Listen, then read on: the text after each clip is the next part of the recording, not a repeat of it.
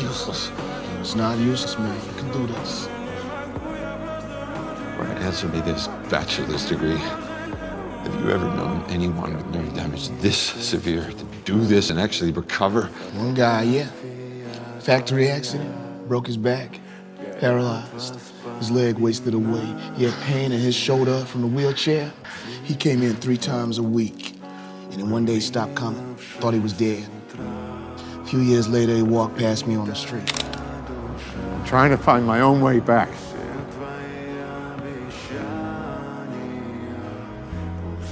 The place you're looking for is called Kamin, but the cost there is high. How much?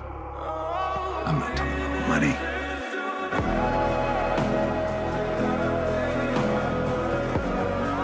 Payne's an old friend.